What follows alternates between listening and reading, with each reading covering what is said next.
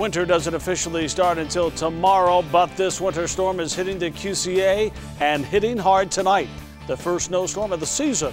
Snow has been coming down for hours, blowing winds, dangerous driving conditions out there right now. Complete team coverage tonight from Illinois and Iowa. We have our crews all over the QCA keeping you informed. Following the developments of this storm, as we have been all week long, Teresa Bryant, Eric Maitland, both here tonight. Let's start tonight with very latest at 5 on the forecast. Eric Maitland. Just want to say real quick, your weather team has been spot on, right on target with this storm so far. Nice work on that front. And we're not done yet. A lot of cold nights ahead. Yeah, that's right. We are getting a lot of reports of stranded motorists out there. Right now, there are 2 jackknife semis on I-88. One at mile marker 12, the other at 17. Traffic at a standstill right now in that area. This again just showing how dangerous driving conditions can be. Travel not advised at all throughout our area. Let's check in with Teresa Bryant live outside the studios right now with a look at Brady Street Hill, and always a tough spot for drivers. And you're in a tough spot with all this wind and snow driving right in your face, Teresa. And we want to go to you, Sheriff, because there are a lot of people that drive out thinking that they can make it. Perhaps they have a four-wheel drive vehicle or a van that has really good track control. But there are a lot of people stuck, whether it be in their cars or in their homes tonight. What are some of the things that you are responding to at this hour? Well, we've had a lot of vehicles in the ditch. Sheriff, how are you responding to people? Obviously, you're just trying to get them out of their vehicles and get them into a safe place. Are you finding a lot of people that have been stuck for a considerable amount of time? Yeah, there's been, that's been part of the problem. And KWQC's Mark Stevens is actually out there with a unique approach to the storm tonight. We're going to look at this in real time as he takes us actually on the roads to show us what those conditions are. Mark?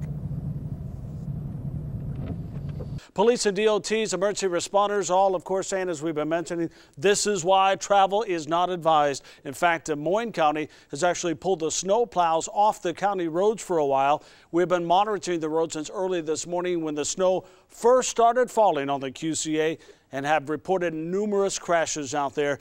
High winds also causing problems, of course, in the central part of Davenport today. Check this out. This is a tree that toppled near Locust and Woodland, and that is a car beneath it. The driver suffered from minor injuries. The entire roadway had to be shut down because it brought down power lines as well, causing a big detour for drivers to navigate. This created some major problems around this area. And that is the word of the night. Stay safe. That was from hours ago, and as nightfall comes upon us and the temperatures start to drop, Eric Maitland, we have a blizzard warning out there and some serious safety concerns. Yeah, that continues till midnight. KWQC was there today. Our own Gary METIVIER is in Washington, D.C. with an opportunity to ask the president questions, some of them from you, our viewers, but also got a behind-the-scenes look today, and that's where we find Gary tonight, live at the White House after a big day of tours and interviews and the president's call to action on tax breaks, Gary. Yes, Sharon, and no doubt both parties are putting everything they have into the swing states right now. In fact, cover of USA Today, Iowa, center stage once again in this campaign as they put a lot of resources into it. Now, we have been on the phone also today with the Mitt Romney camp throughout the day, and you just heard a couple of their comments saying President Obama's response to even more bad economic news is a massive tax increase. It just proves again that the president does not have a clue on how to get Americans working again and help middle class. So we really saw firsthand today as we worked our way through the White House this debate and this battle that is really going to come to a head in the next few weeks as well. But we also got a chance today to catch up with some of the highest level cabinet members, and we asked them your questions. Here is their reaction. Secretary of Iowa just got the one-year freeze on No Child Left Behind. Some teachers I've talked with say they feel that they've been handcuffed with the federal government getting more and more involved in the schools. What is the goal of the federal government with our schools? But yet, despite all that, we are still hearing from a lot of small businesses that they are indeed struggling and having a hard time deciding whether to hire additional staff or not, or make capital improvements. Now, we have much more to come from the White House, including a sit-down interview with President Barack Obama, where we ask questions very specific to our area, and we'll have more for that as our live coverage from the White House continues. I'm Gary METIVIER. Now back to you. Honoring those who served our country. That's what the Quad City Honor Flight is all about. And it's a big moment for the Honor Flight, and we are live at the airport tonight to bring it to you. Good evening, everyone. I'm Sharon DeRieg. And I'm Gary METIVIER, and what an exciting night we have on tap. This is the first official full Korean War Veterans Honor Flight. And it is quite the night as the emotion is really building in this room right here, because this is such an important flight to so many Quad Cityans. And as you look around, you can see hundreds and hundreds of people are gathered here for this. This has been an incredible journey to get to this point. By year's end, about 2,000 veterans will have made the trip to Washington, D.C. to see the monuments and memorials built to honor their sacrifice. The crowd gathered here tonight for this first ever full flight of Korean War veterans. Tonight, complete coverage from all the honor flight trips, including how area school kids are getting involved. We have it all covered from all angles for you here tonight on your News at 10. Sharon? Well, as we mentioned off the top of the show, a big night for our local veterans, especially Korean War veterans. KWQC's Gary METIVIER back at the airport tonight as we wait for that first flight of Korean veterans, Gary, to touch down, and a lot of excitement at the airport. A lot of excitement, Sharon. A lot of the Korean veterans were telling me they weren't sure what kind of welcome home to expect. They saw the World War II welcome, but this is what they are getting ready to see tonight. And what makes this very interesting is Korean veterans, a lot of them feel they were sort of stuck in the middle, caught between World War II and Vietnam and forgotten. But tonight, an emotional day builds toward its end. Korean War veterans reflecting on what this all means for them and our country. Now seeing firsthand that the once forgotten war is forgotten no more.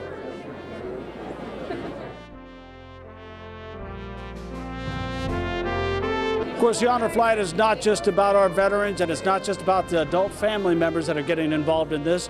This has really become an incredible community effort. Kids from all across the area using everything from pedal power to pencil power. Here's a sample. And that is one tribute. Another came from another group of kids I want to share with you. This is from a bike-a-thon. These kids got together. And what school are you from? West Carroll Primary. And what did you do to raise all this money? We rode bikes and we walked laps around the Helly Park in Savannah, Illinois. All right, were you pretty inspired, pretty pumped up to do this? Yes, we were. Yeah, did you have big goals set? Yeah. All right, let's see. Let's get the big drum roll going.